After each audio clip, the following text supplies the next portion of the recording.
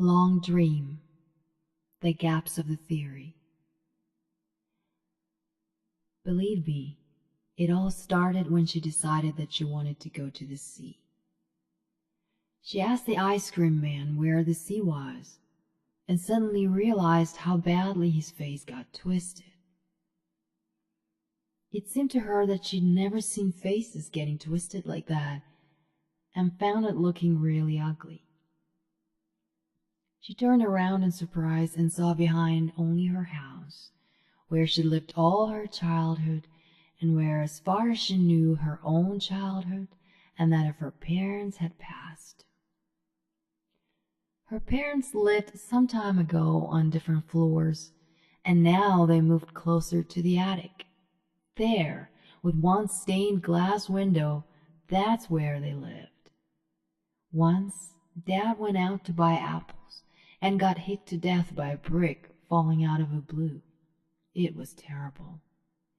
More than 3 years had passed since then, and she was supposed to turn 18 at that time. She looked at the roof of her house, covered with tile, overgrown with moss, at delicate weather vanes around fancy tall chimneys, and realized that she had never seen anyone dying in their town, anyone who would pass away out of old age or simply a disease. Should it be like this? She got really surprised when she came across these thoughts. They were not scary at all, yet they lured her somewhere, and suddenly Alla wanted to run, run, run. Yes, it seems to me her name was Alla. She probably didn't know it herself when she first heard it. The name. For some reasons, all names around stayed vague, subtle, just like lingering through odors, sometimes warm, sweetish, and at times a little bitter. They didn't stay for long and hardly kept their initial sense.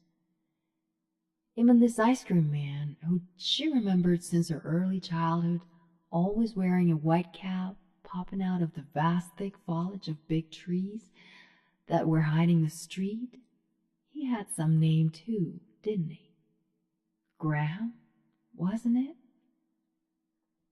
Graham, she uttered, turning around, and then she saw his twisted face again, still keeping in mind a question about the sea. Although, maybe not Graham, but the man with the ginger mustache definitely. He would pick up a small freckled boy in the hot weather and give him a free ice cream. The twist of his face wasn't really the same as when you want to make faces on purpose, and it wasn't like that twist that she watched on people's faces around the town when a strange cyclist from the neighboring street had run into the carpenter and broken his back. It happened a long time ago, maybe several months or perhaps even 2 years ago, but with each time Alla recalled this event, she'd get tears in her eyes. These were just sad feelings, and Graham, with his ginger mustache, opened up a cold box and passed her an ice cream bar. And she could catch the blue glimpse of the sea in his eyes. And in the evening, a terrible storm gushed out on earth. Alla and her mother pulled down the blinds, peeping through the narrow slit, watching the dazzling lightning blade through the gray sky, dappled with ink spots. And then a shower of rain gushed down, and she has never seen such a fierce shower in her whole life. The rivers of water were streaming down from the top, washing over the walls of the houses and trampling over the leaves while rushing through the streets in outraged torrents. The big leaves, caught by the wind, were now spinning around in the torrents. "Look, it's just like the sea," her mother cried out, and Alla started. Unconfidently, she pulled up the blinds, gazing into this bubbling world. Everything was shimmering and glistening in the endless mirrors of water which would glow up at every shot of the lightning. "What is it?" suddenly Alla screamed. Gazing through the streams of running torrents, she saw a wet silhouette, starting and pushing the ice cream box on the wheels. It was the ice cream man. His white robe lost its form, was clinging to the skull, and usually kind light blue eyes were gaping with two dark wet hollow spots. When Alla saw the ice cream man, he slipped down and lost the grip. His box at once rolled into the ditch and toppled over, dragged away by the torrent of water. Graham rushed after it, but suddenly another shower of rain gushed out. He got knocked out and drifted through. He only had time to cling to the pole at the intersection. Pulling himself closer to the pole, Graham was watching the ice cream box drifting further and further away, water running off his face, and then the lightning struck the pole. Alla screamed and drew back from the window, crashed on her bed, and intertwined with the element in her sobs. Her mother lost consciousness. It all cleared out in the morning. It was peaceful and quiet, but Alla couldn't stop herself inside. The shining of the sun seemed a bit scarce. A strange feeling captured all of her essence, and her mother kept asking her in a worry if there was something wrong. Alla couldn't make up her mind about anything. She couldn't even utter a word. She drooped like a cut-in tree, and only her hands were constantly moving along with their thin blue veins, yet couldn't say anything. And only in the evening, when the sky over the trees put on a rose veil and the stained glass windows kept catching marmalade sunbeams in her room's corners, Alla whispered, "I want to go to the sea." Her mother understood everything and sighed deeply. She took out her dad's little bag, which he used to travel with to the village, and she started packing all his things. Yes, she knew that no one in the town had ever seen the sea, and only the children's books would portray unknown waves in the form of blue fringe, along with big sailing ships with little round windows. Her grandmother used to tell her that there was a legend which said that the person who wished to see the sea would bring some unknown happiness to all the living and even the dead. And once, many years ago, one guy from a distant street went to search this unusual phenomenon, and for a long time after that he was regarded as a saint. Alla went out at noon, and everybody felt something. People were coming out of their flats and houses, and all the city seemed to come out to see her off. Her mother didn't cry at all. She even appeared somewhat happy, and that was how she remembered Alla the last, in her pink dress and violet blouse, with an old little bag with glittering bronze clips on it. By the evening Alla stopped looking back. The town behind her disappeared, and she tightly held in her hands a little bouquet of tart violets, which she got from a tall young man with long hair who met her at the city park and silently wished her good luck. And she was going down the dusty road as if it never rained here, and finally she got tired. Almost at dusk she found a place to spend the night, at the haystacks, to the strange, wonderful sounds of the invisible crickets. The fast first days of Alla's way passed like running pages of a book, abundant with meadows and forests, intermingling with villages and small neighborhoods, farms and old castles. Most of them were very shabby. Alla was met and seen off by different people that were not evil and not kind. They silently gave her food and shelter in their houses. When they asked her where she was going, she'd answer that she was going to the sea, and would catch a slight shade of sadness running through their faces, sometimes a slight twist, but they would never say anything, only give her something tasty to take with her, and then for a long time would watch her off. While on her way, Alla would overhear stories about the ripening of some unknown and strange fruits and vegetables. She'd hear how the neighboring village was preparing for the celebration of the old custom, and then there would be a new holiday next day, and a lot of people from other different places were invited. If she didn't understand the meanings of some words, they wouldn't interest her. Vivid images would appear before her eyes anyways, just as much as she could guess a colorful plumage of a bird by its voice. And by some smells lingering from the woods, she could figure out the shape and habits of unknown animals. But since then, a lot of days had passed, and the villages and separate houses faded away. And Alla went off the road track and started using the sun as her compass, which made a vertical bow over her head. She would pick berries and fruits tasted by the birds, and all familiar trees stayed behind her. And sometimes, instead of rain, dry, dusty wind would rush by. Once, after spending the night on the fork of a big tree with a very thick crust, Alla came off it and saw a big basket with warm homemade pies and fat green bottle with sweet water in it. She guessed at once that it was all for her, and helped herself to the food.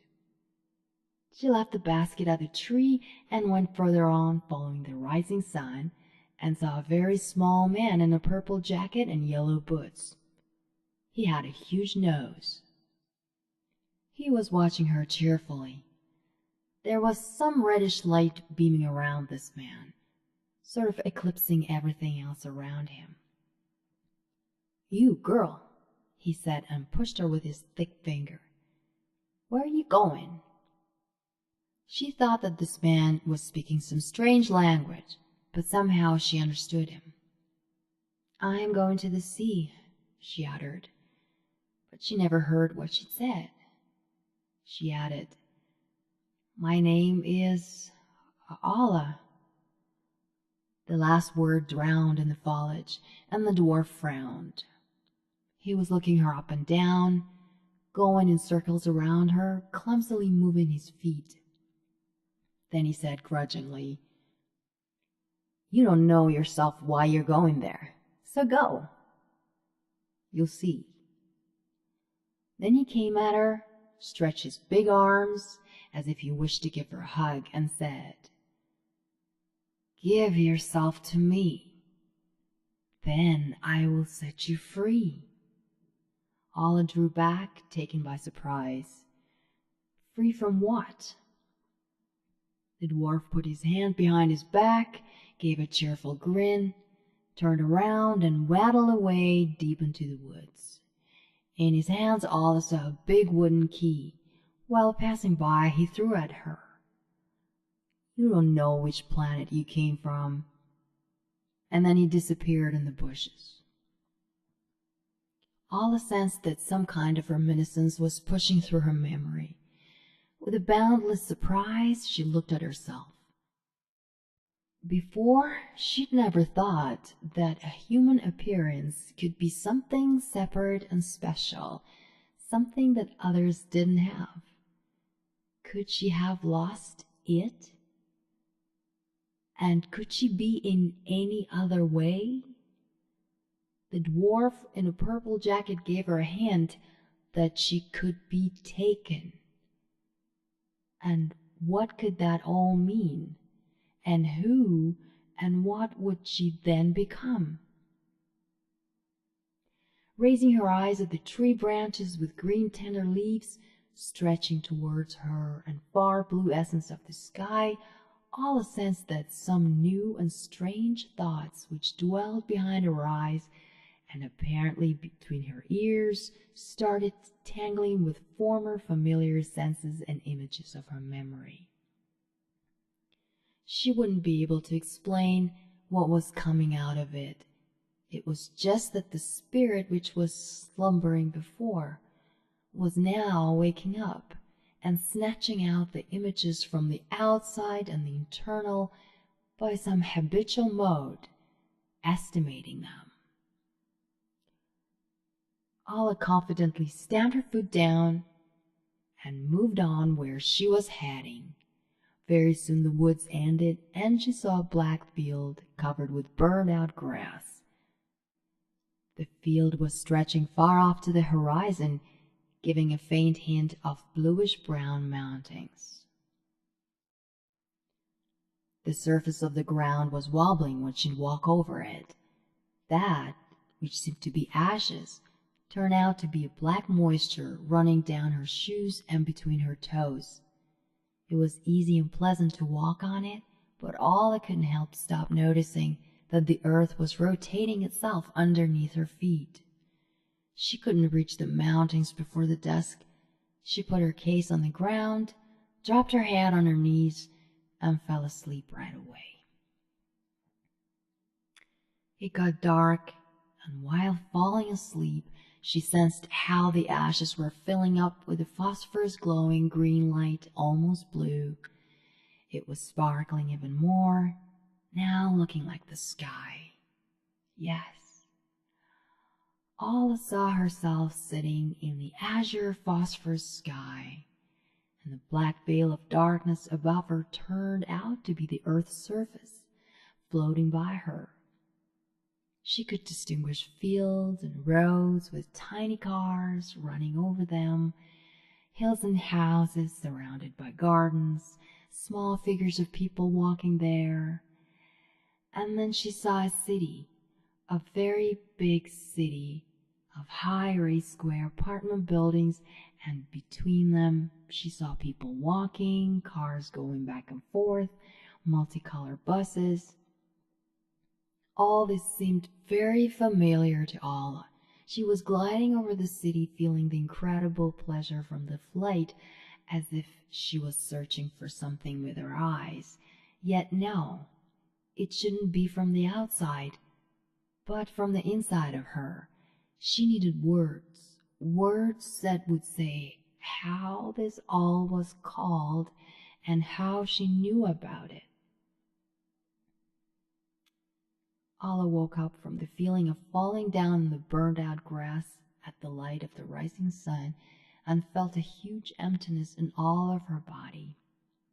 This hollowness would echo under the crimson sky, which out of sudden seemed to her so small compared to the one that she was flying in her dream. In this crimson veil she spotted a dark little dot. It soon grew into a winged figure with a long dragon-shaped tail. In some time, black splashes flew up under the heavily landing body of a greenish-silver dragon. He had big and sad brown eyes, and his fine scales were peeling. Alla looked at him without fear. "You must be looking for the sea." The dragon's voice was sad, and his language was not familiar, just the same as that of a dwarf's. Only the sense was running through Alla's head. She silently nodded. "If you've already slept in this field," the dragon was going on, still not approaching, "then you must know which planet you came from." Suddenly Alla got overwhelmed by some crazy nagging feeling.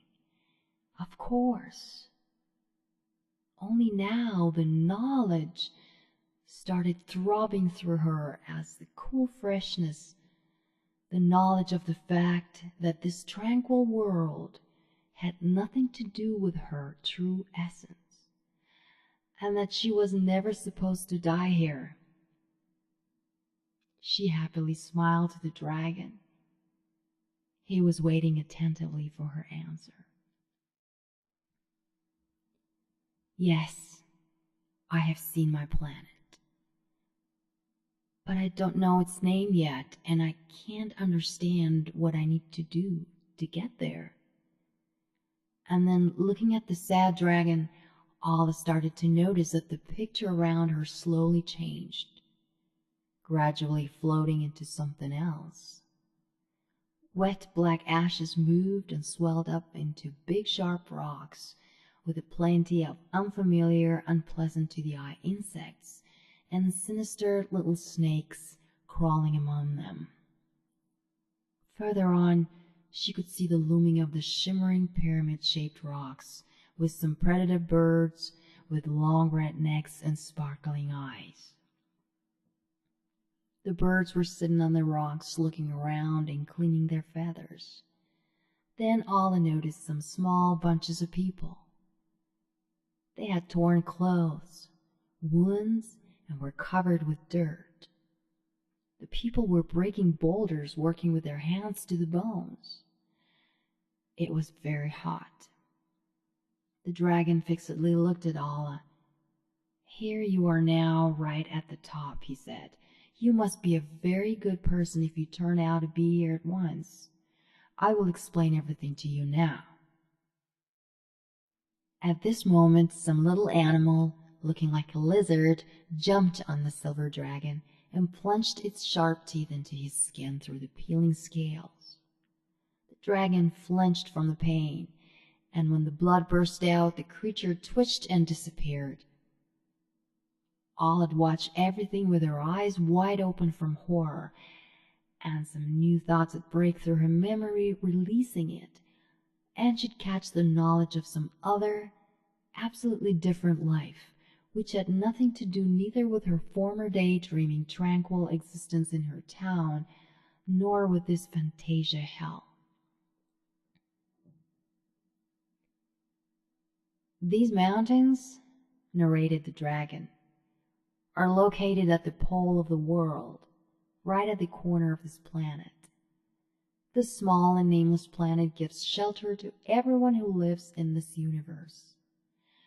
I don't know if there are such worlds anywhere else, but here you can meet people like you, or people with 4 arms and wings, and different dragons like me, and dwarfs, and 3-legged smart creatures, birds with human heads, and plenty of other creatures which have mind.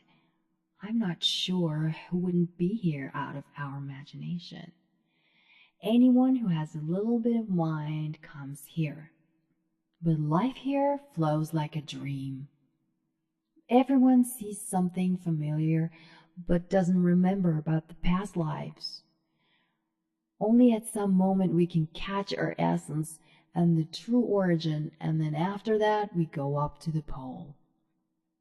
Here everything is different, and even the unreality about us is different, unusual even for the most unreal of us. Here everything is firm and rough and tangible, and obeys to a simple and strict order. Here is the top. At the foot of the top there is a huge casket. The weight of the whole mountain presses on it, and everyone who comes here should contribute all the energy to make the top bigger and heavier, because then the mountain will be able to break the casket, since there is no other way to open it. Although there is a door in the casket, which is locked up. We don't have the key to the lock, and no one knows where this key is. They say the elder could open the casket, but he doesn't want to. He hardly ever talks to anyone, and when he talks, he says, either find it or open it. And there is no other way but to build up the top.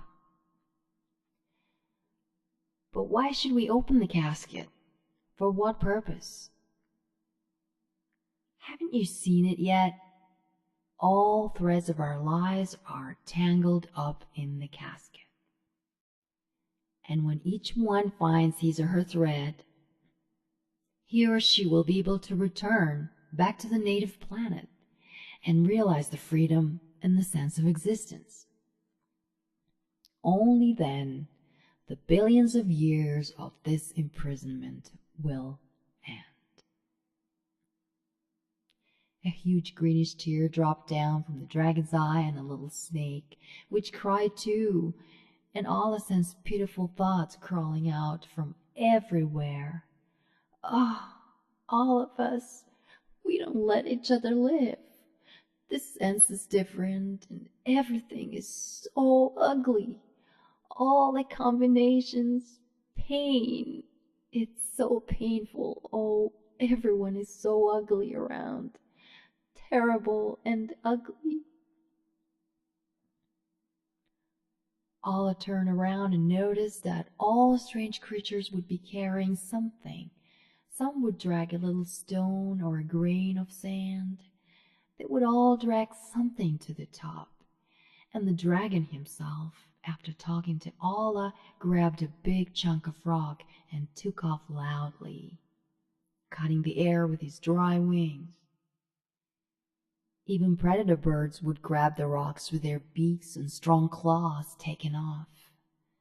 The people in rags would break the boulders, taking broken pieces of the rocks and rolling them up the slope. A lot of strange creatures would help them. The top loomed out through the spreading clouds of the fog. It was like a ridge made of stone leading to the sky. Thousands of people were climbing it. Others were coming down. When the fog dispersed from time to time as if caused by the movement of the people, one could see strange passages at the foot of the top, like the caves made of stone leading inside, apparently, to the casket. Alla's thoughts were running chaotically through her head, and she couldn't understand what she needed to do to contribute. It wouldn't be enough if she had started to drag up the rocks to the top. But how about the sea? Since she was heading to the sea as far as she could remember. Suddenly she saw a familiar figure in a white robe, only dirty and torn. She could see through all this boiling mass moving the rocks. The cap of the ice cream man was gone. Graham! She ran after him. Alla was calling him, and with his word, she was trying to recapture some lost image in her mind. Graham! She ran up to him and stirred up surprise on his face, which was going gray. So you're alive, aren't you? You? You can't be already dead, she heard a hoarse voice, which usually was so melodic when his owner was treating kids with delights. Oh yes, you were looking for the sea. He remembered and smiled. You know, I saw your father here. Tired and exhausted, faces were strangely watching them, taking a break from the hard work. Here, apparently, these kinds of meetings were not a revelation, and only mentioning the sea struck up a sparkle in a couple of glances. While Alla was talking to the ice cream man, a gypsy woman from the neighboring boulder approached them, and carefully pushing through the crowd came up to Alla. She was rather young, and one could tell that she had spent a lot of time here. Her colorful dress was torn and had a thick layer of dust on it, which already started covering Alla's violet blouse. Listen to me, girl, the gypsy woman spoke up. I too turned out to be here, since I was initially heading to the sea. Just like you, I am from the planet Earth.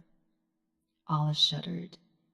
And I too would like to contribute something to our freedom. But there are only two ways, either to break through the casket or to find the key to its lock. But why can't we just talk the elder into opening the casket of our threads? A girl like you would have probably talked him into it, said a huge toad with long Persian almond-shaped eyes with a tarnished laugh, letting go the stone off her mouth. Yes, the gypsy woman went on. The elder can do it, but he doesn't want to. We don't believe that he doesn't know where the dwarf with the key is. Oh, the dwarf, Alla said lively. I saw him in the woods just before the desert started. He had a wooden key with him. Everyone got agitated, and through this rattle, the gypsy woman couldn't say anything. Finally, everybody got quiet. Maybe that is the key we're all looking for. But the lock on the casket is made of iron, and really, whoever comes here in their free will is able to see the keepers of the casket. The elder is a stranger here. The casket doesn't have his thread, chattered a bug with big rabbit ears while landing on Alla's shoulder. Maybe that dwarf is just the embodiment of the elder, someone else added. The elder is fibbing, the gypsy woman went on. I was going to the sea, but he made a laughing stock out of me, ordering me to satisfy all requests of the sleeping Cyclopes. I have been here for 10 years, and the Cyclopes goes on sleeping, and doesn't even think of waking up. You need to talk to the elder and find out where the key is and what it is made of. For a long time, Alla would be walking and talking to the inhabitants of the planet, getting amazed by how many people could fit in this joint of times and spaces at once. The evening was approaching, yet the hot sun, springing out its rays through the twilight mist, wouldn't go away. Alla started to sense a slight self-pity as her clothes and shiny golden hair were going gray. So she went to the entrance of the cave. There was nobody here. Only stone arches would tremble, shaking from the efforts of those who were building up the top to the sky. The frail light would faintly stream through among the separated columns. Further on, there goes the twilight, pitch darkness amid the bare rock. Here is the casket. It's huge as a house, a trunk made of the unknown material, all shaking too, but still handling the impossible weight on it. Alla stopped here and heard someone's confident steps through the moans of the rocks. There was some shimmering twilight in the cave. It was the elder coming. He appeared out of one of the columns. His gray hair, falling on his shoulders, seemed to have that glow, as well as his greenish eyes and his hands, as if made of yellow wax. He had young, strong, and very long, flexible fingers, which were at the same time very thin and incredibly sensitive. The elder silently approached Alla and put his hand on her head. He was very thin and tall, and his hand was weightless, and Alla herself felt this lightness in her body. The elder sadly looked at her, then sighed, and went somewhere further on. "Wait a minute," Alla whispered loudly in surprise. "Where are you going?" "I am looking for the sea." The elder turned around and gave her a searching look. "The sea?" he asked again, but Alla didn't hear his voice. It couldn't be described in any way possible. "The sea?" The elder smiled. "I know. But there is no sea here." Alla realized that it was some kind of a strange joke and caught a sense of something new, since she'd never heard or seen or recalled anyone joking. "Really?" The elder read her thoughts. "Even in the villages, at the celebrations, carnivals, or over a cup of tea?" Alla shrugged her shoulders. "It's possible. Only how can I open this door?" "Why?" The elder shook his head, confirming the sincerity of his surprise. "What will change? Will people resurrect? Will toads and snakes live in peace? Will the world exist in harmony? No. I don't believe it. And you?" Do you believe it? Do you know? Do you know who I am? Who? Alla asked after a pause. A couple of elders' words filled her up with a stream of inspiration. Her memories started to wake up, boil up and sparkle, and images, one more beautiful than other, started to appear before her imaginary view, opening up the boundaries of the earth. The elder came up closer and sat down at the door to the rock, which Alla hasn't even noticed before. It happened. It happened nowhere. I lived in a beautiful world, the world of the wonderful harmony where everyone was always happy and gave happiness to everything, creating with their consciousness incredible beautiful things and events and worlds with their reflections and their novelty, multiplying the beauty of the universe. It was the essence. It is impossible to explain where it was happening or will happen. And I can only say here, it happened that way. That world is humongous and has everything. Everything complements everything, and even disharmony meets splendid combinations. It has no room for the unhappiness, destruction, separation, antagonism. Nobody even thinks about creating something like that. Everybody lives long, but not endlessly. When you realize everything that you're capable of, you dissolve in your creations. You stop existing as a form. And then a thought came to my mind. What if life stops from time to time and we forget that we've already got laid before? And we'd start everything from the clean slate. What if the form spills out the contents and starts to fill up again? Perhaps some new abilities would appear. Are we developing up to our limits? Because then each one of us would be able to live endlessly, though discreetly, through dying and cleansing. What do we need for that? It's enough just to make a little tear, a cut in the unity, to separate the peel of the fruit from the pulp. The harmony of the nature would collapse, and somewhere even miracles would start to happen. The evil would appear, but it wouldn't destroy, since it would be possible to get reborn. That is how it seemed to me. And from the endless current of senses and meanings, I've picked out only one.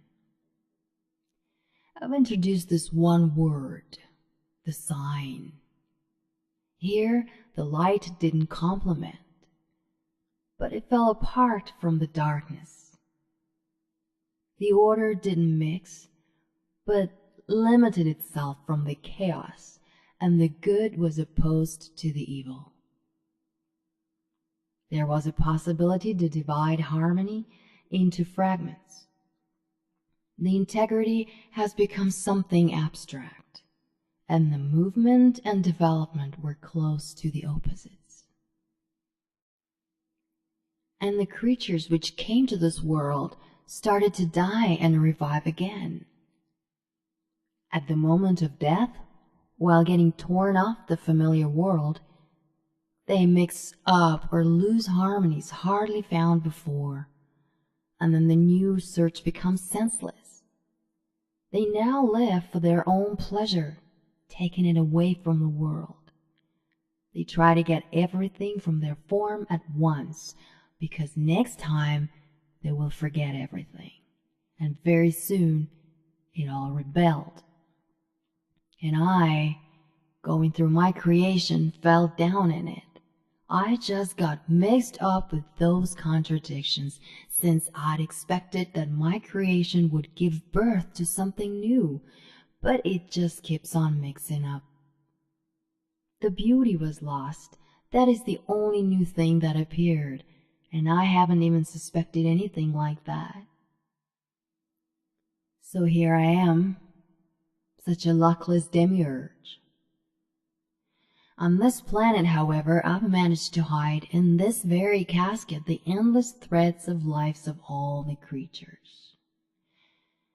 Only those who come here, who have opened in their soul the ability to keep the unity with the world, to realize their place, not to lose and conquer. Even the radiant dwarf, who was the first one that started contradicting and even made the key to the casket, often comes back here, getting tired of grasping and dividing. Allah shuddered and interrupted the elder. The radiant dwarf? I met him in the woods, but his key is made of wood. The elder gave all a stern look. There is no sense in the material, since it is the spirit that opens the door.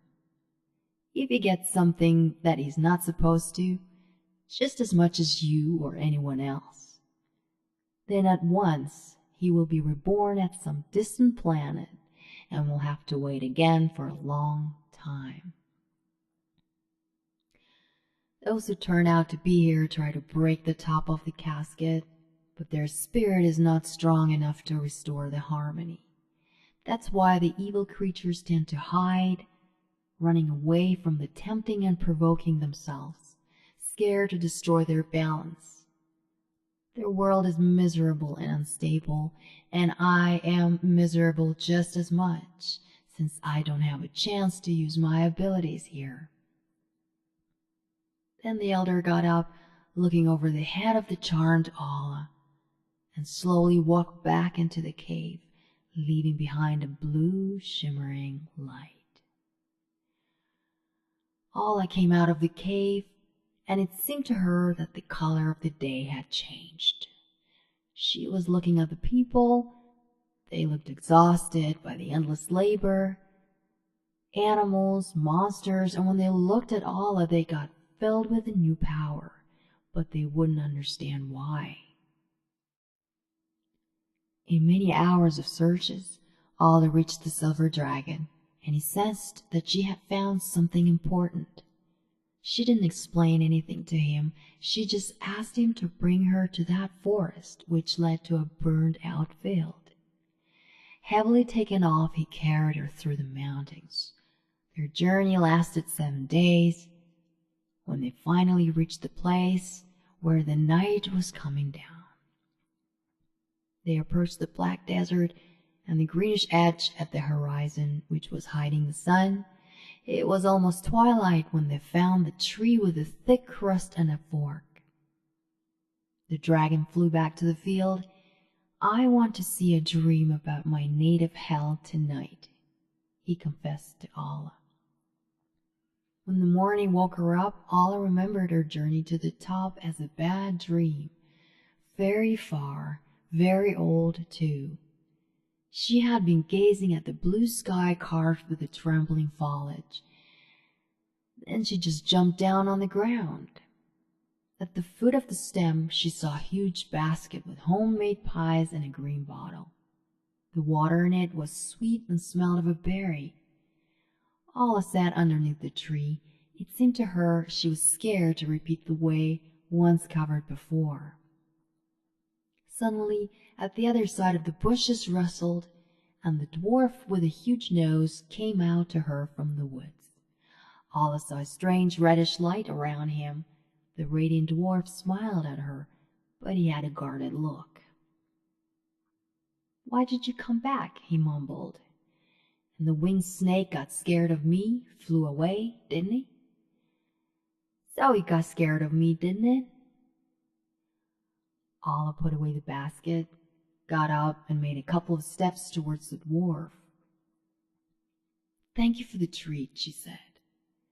I have decided to come back because I want to help everyone to break free.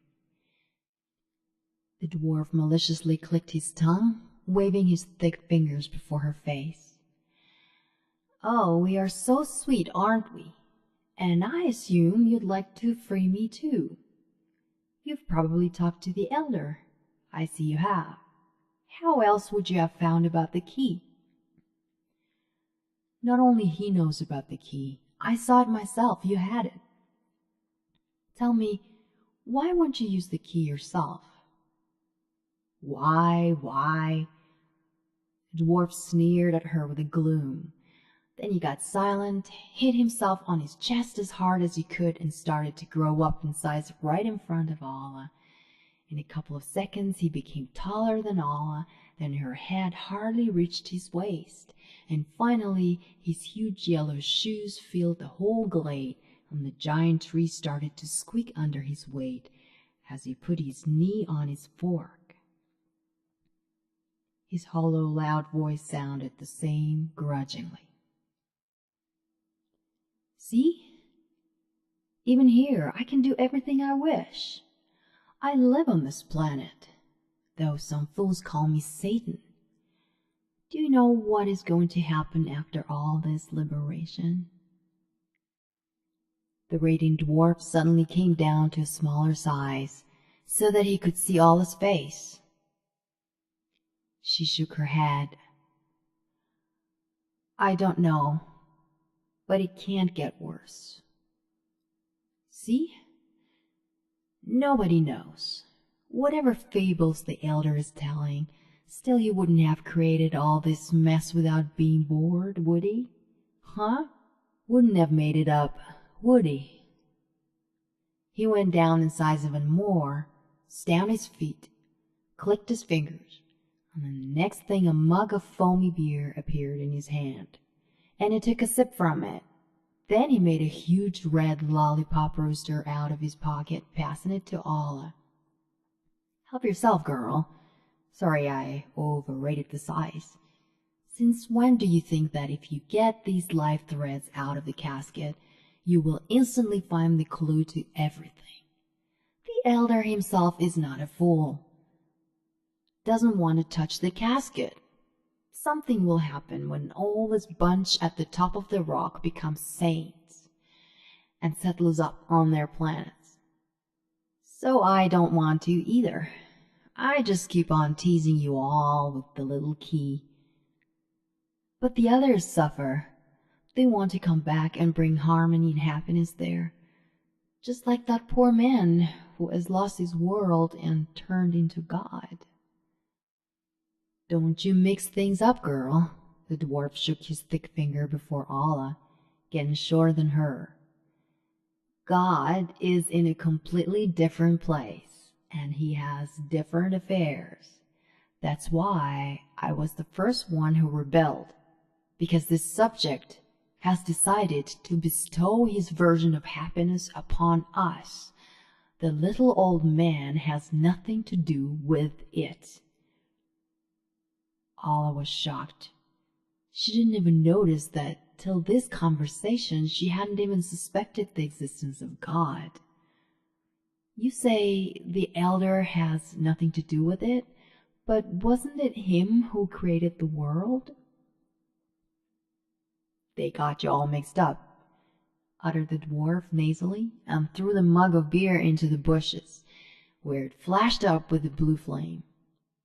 Our Lord, our Creator, is something.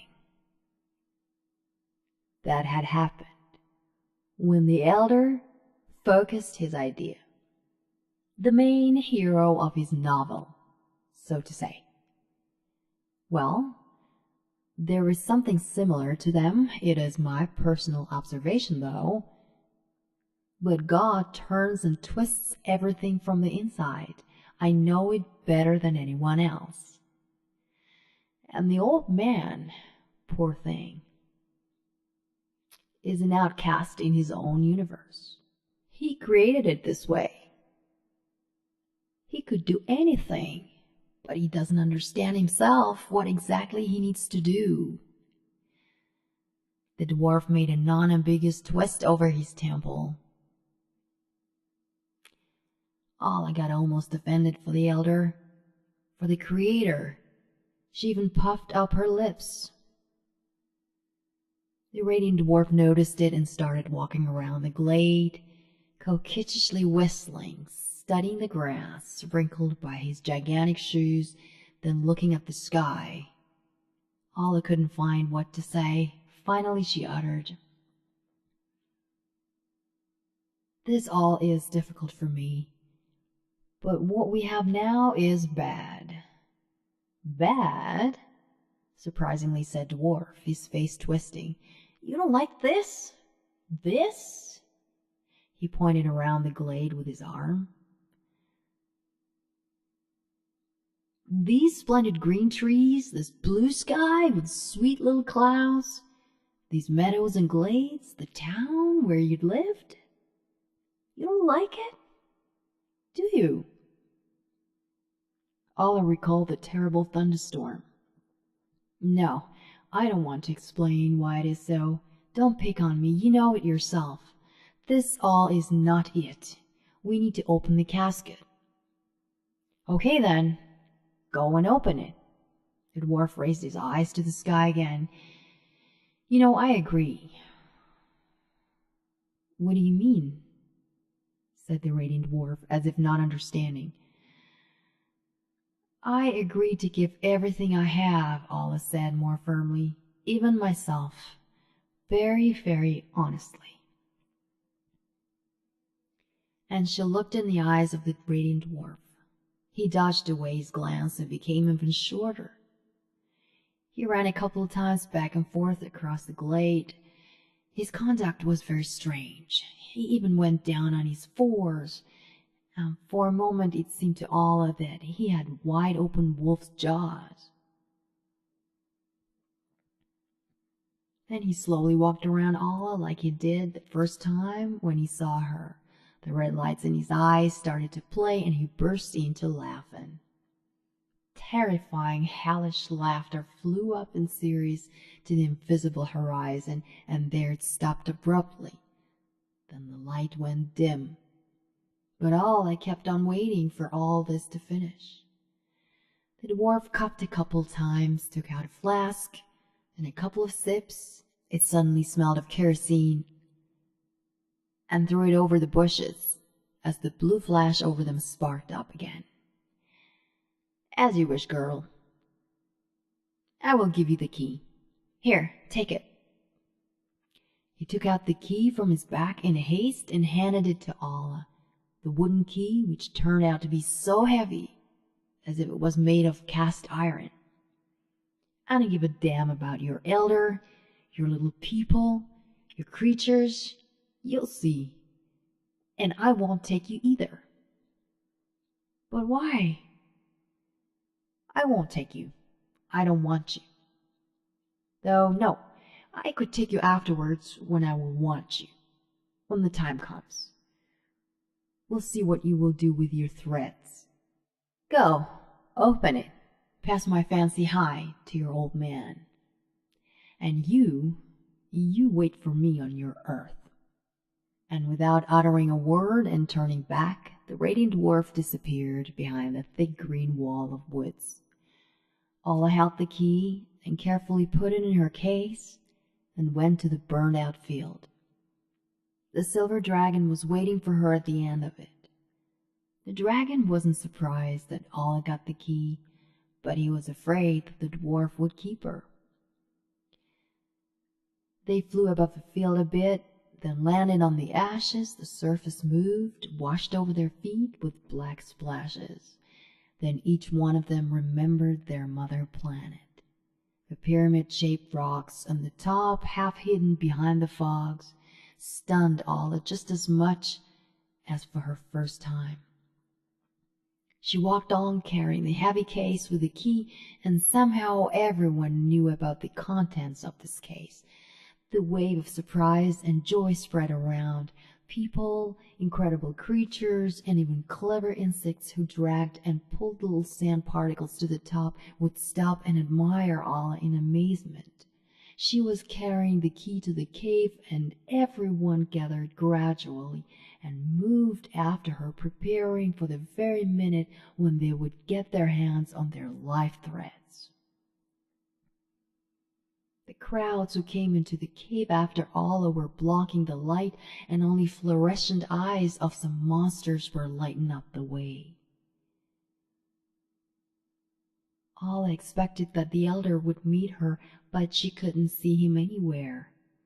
She could only catch a light shimmering here and there near the dome, but was it him?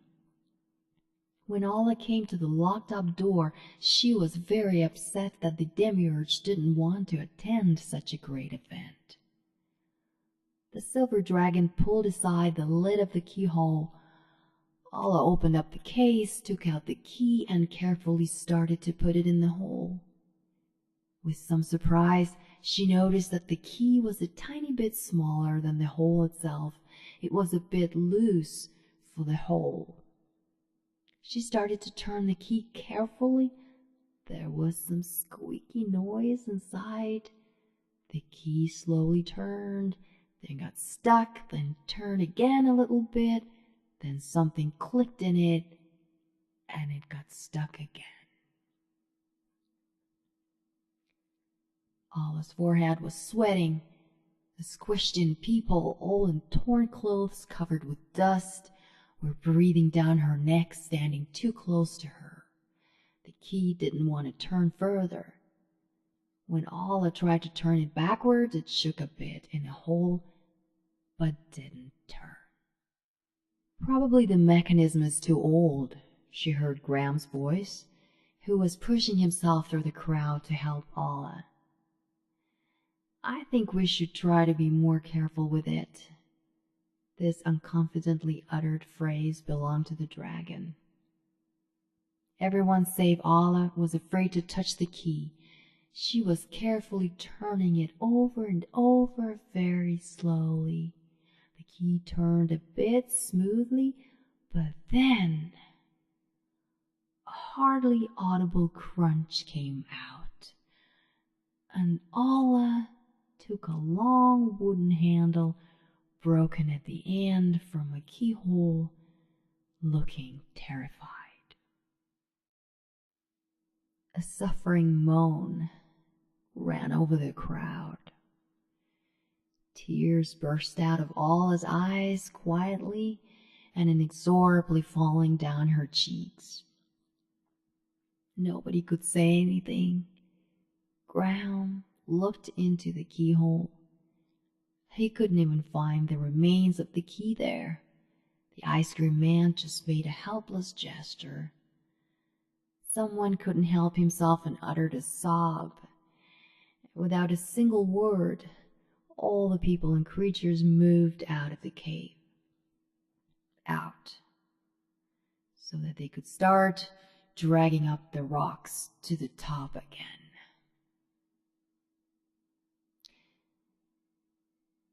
Silver Dragon and Graham were sitting near Alla and didn't even try to calm her down. She stopped crying and only looked into the dark. Here in the sideways of the hall, there was a shimmering light. It was light blue. "It's the elder," Alla whispered. She made a sniff and got up. Graham and the dragon didn't get up. They didn't see anything. The elder walked by. His face was calm, looking somewhat satisfied, and he looked really solemn, with his hair radiating the light. He stopped a little further, turned his head towards Alla, silently questioning her. "The key has broken," she said sadly. Do you see what I'm saying?" It seemed that the elder was very satisfied with all this. "But what should we all do?" "Whatever you want." The greenish eyes of the elder reflected the shade of the mischief. You have seen it for yourself. The attempts of the radiant dwarf were not worth a lot. He hasn't deserved any other way. The choice is yours. Ours? Mine? Who is going to help us? Alla wouldn't come down. I don't see how I should help you, the elder uttered firmly. With your own hands carry the boulders. There are 3 of you here. You would have done a lot by now. How come you little girl rely only on miracles? You're so mean, All exclaimed in resentment. I didn't know you could be like this. Perhaps your world wasn't so perfect. Where have you seen the perfection? I haven't seen it, but I know. Even if it's difficult, it is still possible to aspire to the beauty and the perfection. It wouldn't be a shame for me to suffer on my own planet if only I knew that the universe was getting better and better and we were finally coming back to the harmony. Everyone says so, but what if you didn't know? What don't you like in your sufferings here? This idea with the casket is a great thing. At least here we have some sprouts of harmony, even though there is no one who could bring them to life. And on earth, everything is living. Everything is alive. Alla suddenly remembered something and tears burst out of her eyes. You don't even know how beautiful Earth is. You don't understand. You're sitting here on this lazy, sleepy planet. You've probably forgotten your own perfect world.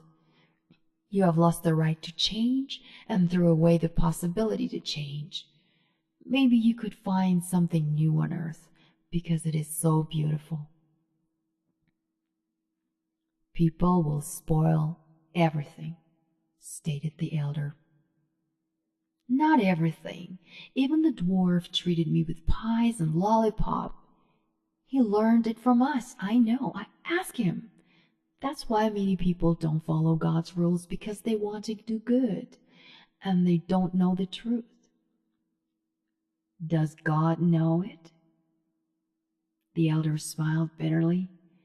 It's impossible, and if no one except for you knows, does that mean that we won't come to the creation?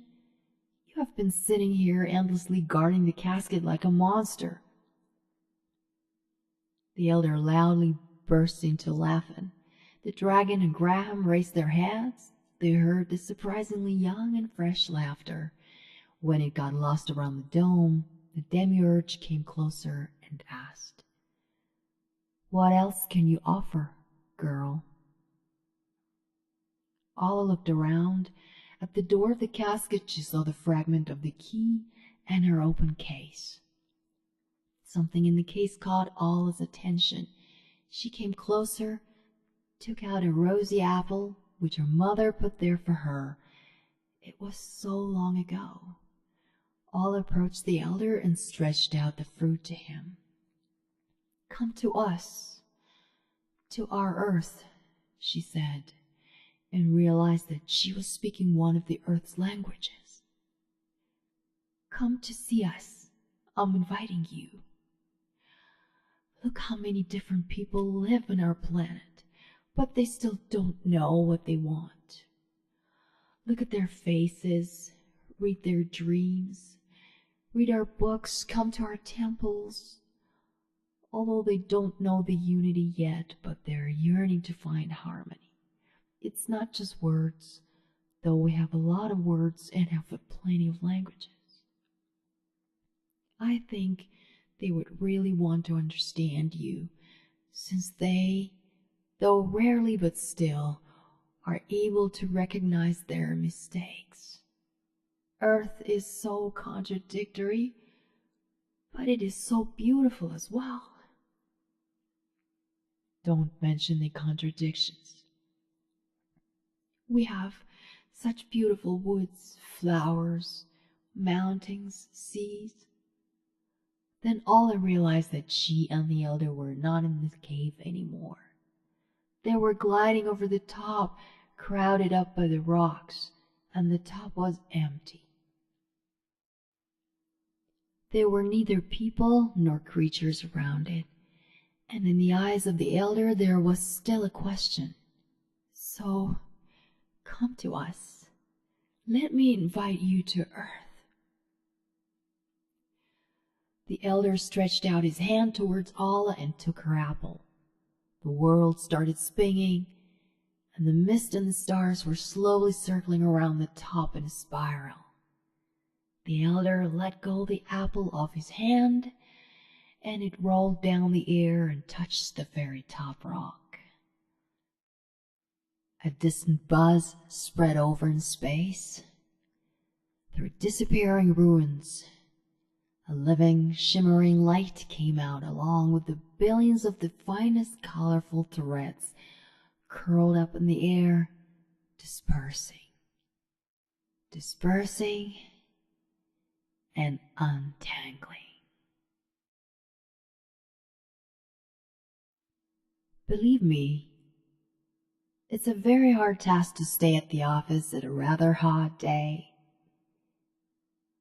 It may seem that you could sit like that all alone in the whole town, and you've just been forgotten, and nobody needs you to be there. It's a delusion. Because when the heat comes down, when the strangely conceived heating machine goes off in the minutes which set you free, you could pick up rapidly cooling sea fronts as the direction for the tired mind. So likewise she was. After the twilight, between the paperwork and calls, hurrying towards the sea, through familiar blocks, clattering her little heels.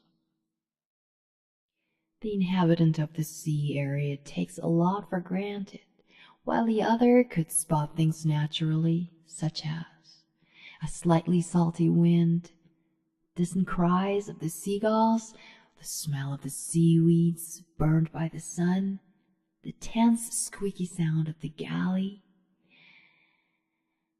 No, the latter is forgotten, obviously, and the seagulls' cries have been lost among the honking horns of the vehicles. Still, she was thinking about the seagulls. Her fast steps were somehow deadening her growing feeling of anxiety, subsiding in slow waves. It's just a crazy dream, she thought, turning over the corner. The window glass blinded her for a second. What dream?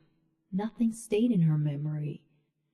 Most of the people tend to forget their dreams and to fill them up with more distinct impressions.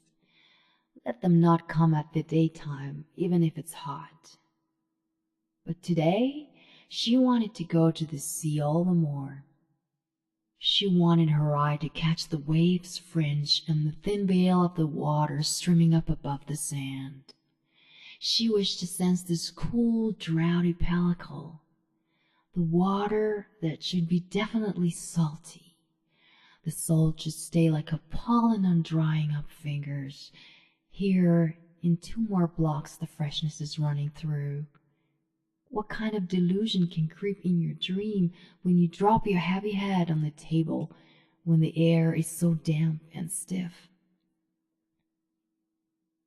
So there it is, the calm sea face. Side buildings can't get enough of enjoying the endlessly smooth surface, which can be sometimes so throbbing. The eye catches the horizon. She's listening to the noise. The numerous reflections that blink through the stained glass windows would show many colors at once. They almost calm you down. The seagulls look like little rays at the horizon, those ones whose cries drown among the vehicles. Very soon she will hurry back home. It's enough just to take a breath, but What are all these screams? No. It's almost quiet now. It's crowded over there. People are wondering what happened. Something has been going on for a rather long period of time. There's an ambulance around, since there was a victim. She couldn't see through the people what there was. Perhaps someone drowned. Not really, they say. The sea surface is calm. She had to take her eyes off it. She came closer. They found a man in the water at the shore. He's dressed. Sometimes he'd stand on the bridge or at the edge of the precipice, and your head is spinning. It's possible to fall down. On top of everything, it's a stiff day. Such a deadly heat. And what if one has a weak heart? It could be a kind heart, yet a weak one. You're right.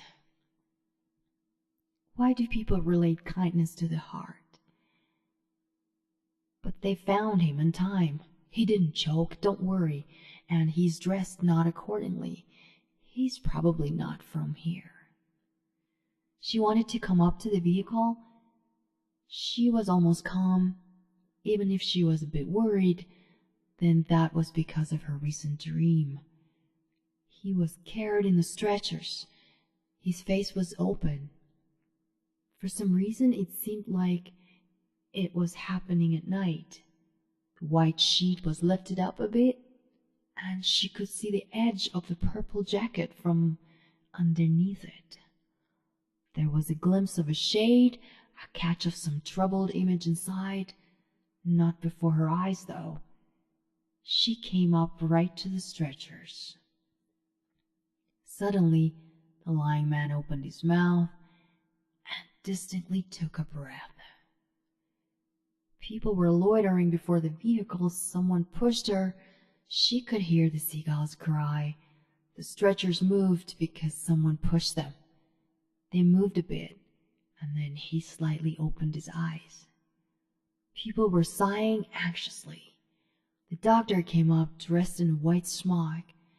He was asking the lying man. A pure, greenish glance. Then right away the smile. A tired one. She suddenly came up. Yes. The glance slipped on through her, then stopped at her as if recognizing. Allah. His weak lips whispered, I have accepted your invitation.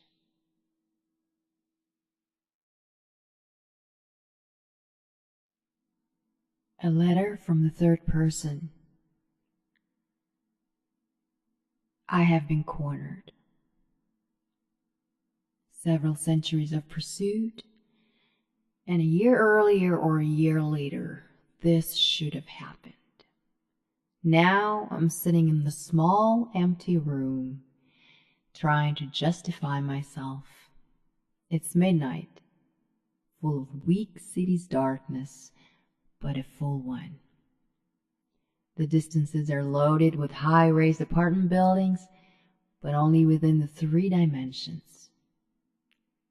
Nobody can see what is in the rest of the dimensions. But even there, everything still stinks with the high-raised apartment buildings inside out.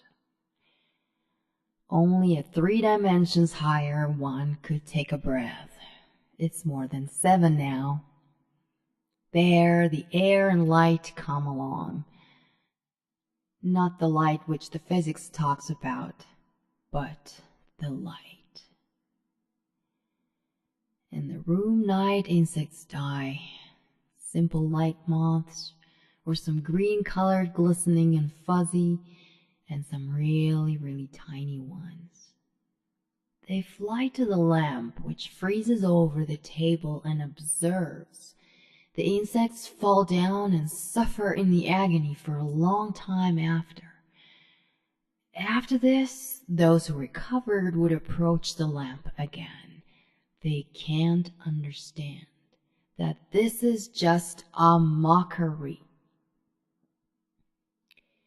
I feel myself like a hunted gray wolf who came to the grandma to repent, to accept his karma, to complain about his bitter life, and to ask for an advice what to do with this red hood.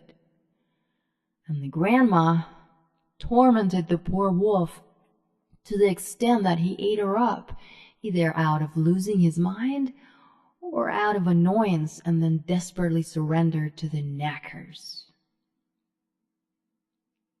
And at the daytime, when I was dining, a fat wasp blinded by the noon sun flew in, sat on my hands, crawled over them. I don't know what it was looking for there. It didn't let me eat. I screamed at her and it flew away. It's pretty clear with the wasps. I know what they do, and I don't meddle with their affairs. That's why they don't bite, and there's nothing to fear. But what should I do with those ones which crawl on the table burned by the light of the lamp? If I tell the whole story, it would be unpersuasive and boring. It just makes you want to fall asleep and goes on in your dream if you perceive it in all details. It would be better to take a look from the outside, although this way it looks like it is guttering without a bar, like a candle blown by the drafts from all sides.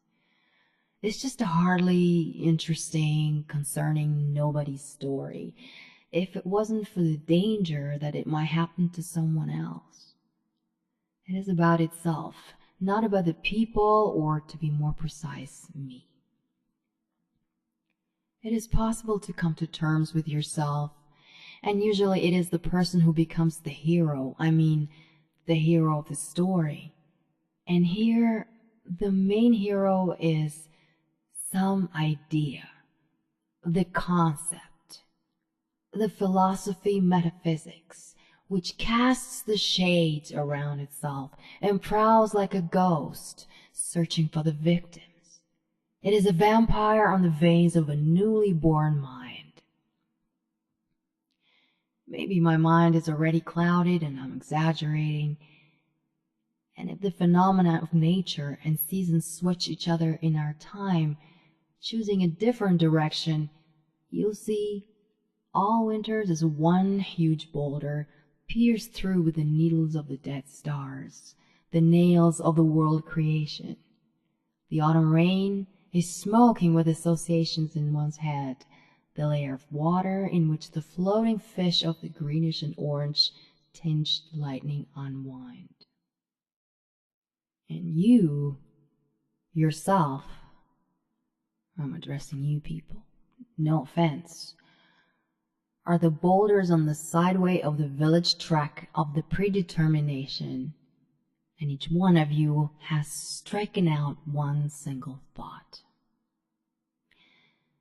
So the heroine, our theory, is pretty simple from the outside. It's like a village woman which 5-6 centuries ago sat down on a bench in a colorless headscarf, staring the blue coins of her eyes into the field.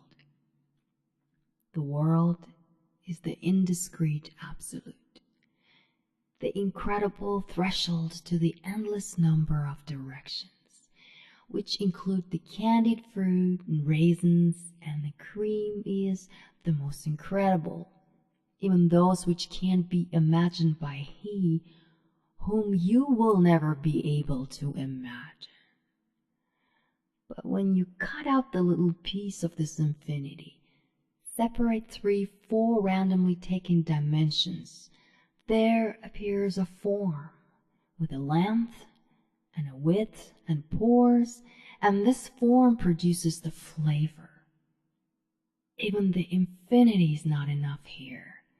A tiny crumble or little raisin still fluff up with yeast and wine juices, and they yearn to grow up to the absolute.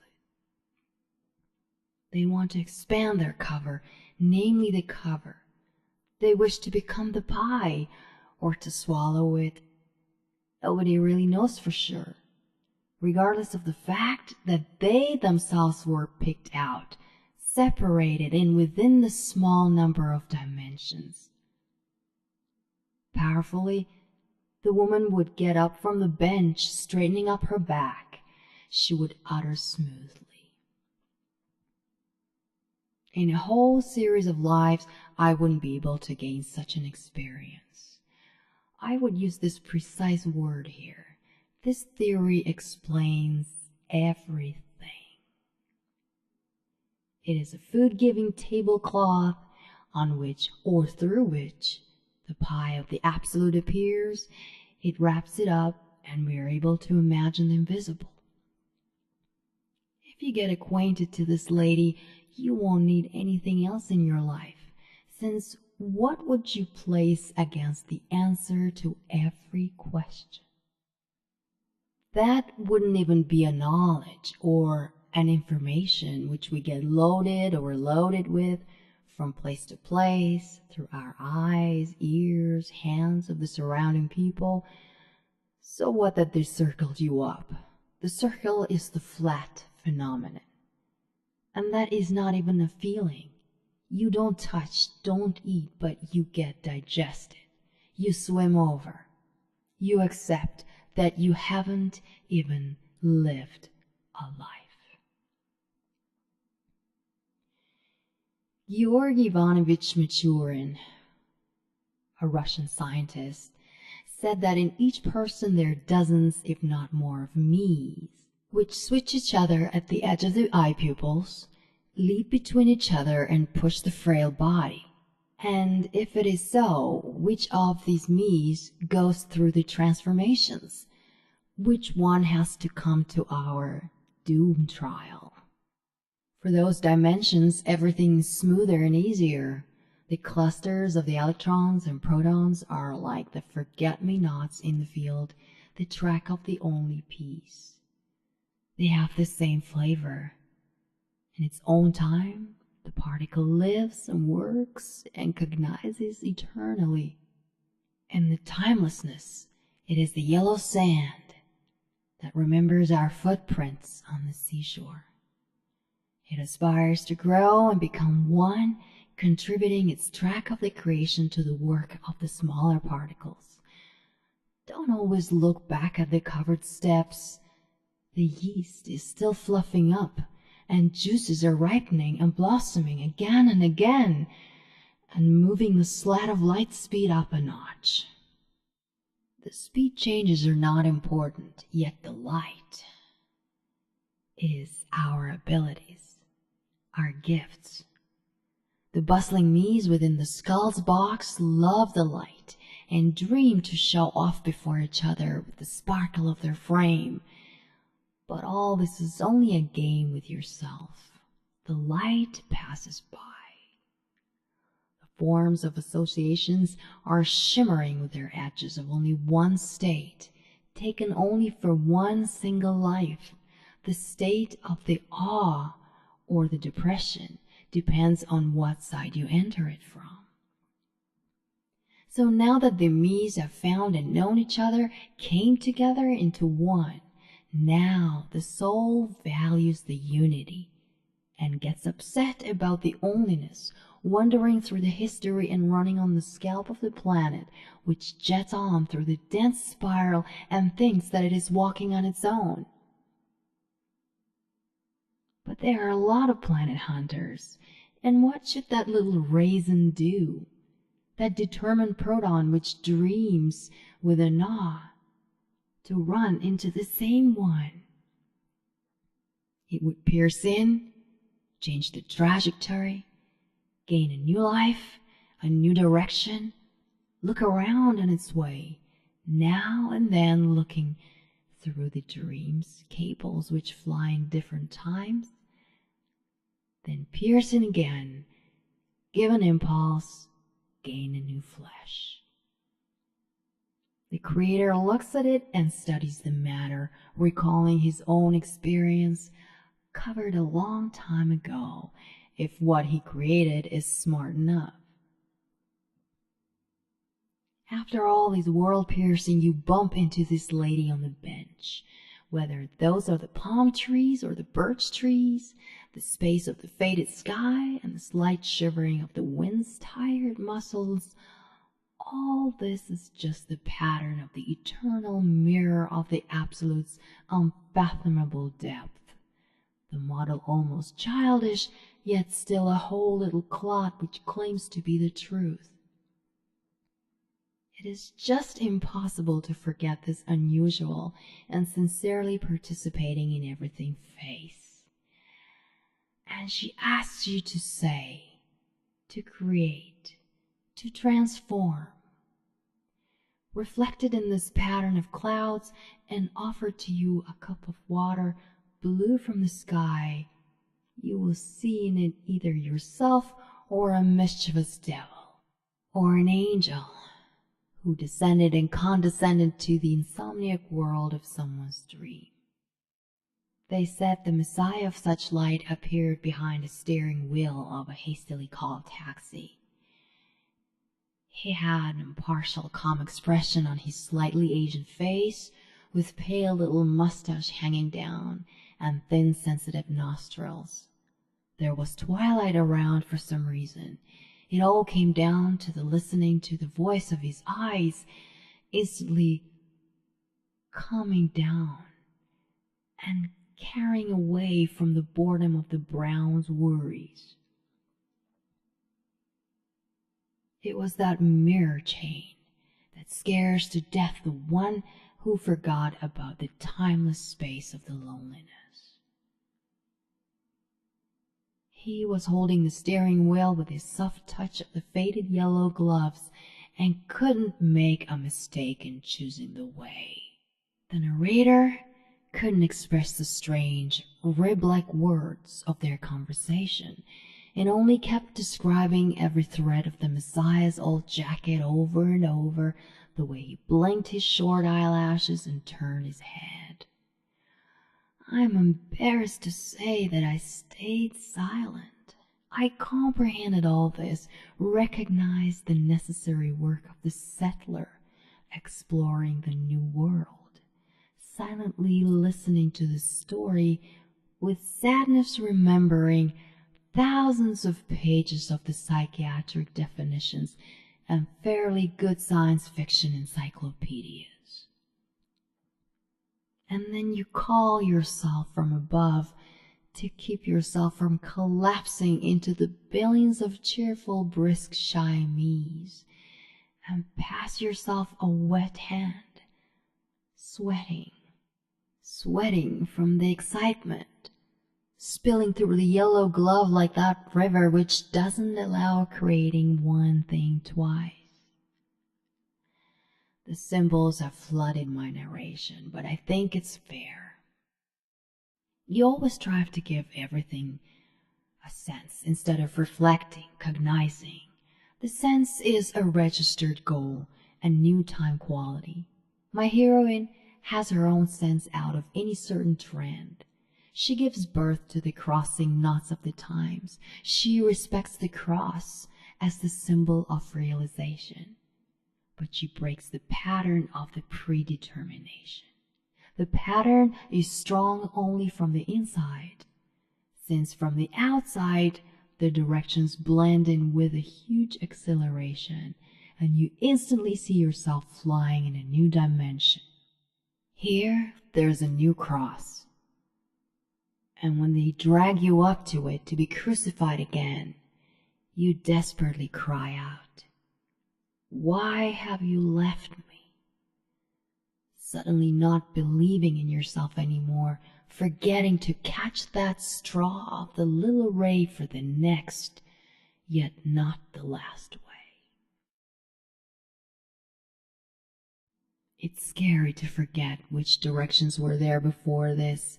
It is dangerous to lose the idea, the living and the hard matter just curled up in space for the 1,000 years of our roaming around and enlightenments, which gave us conditions of getting born in this very sublunar world.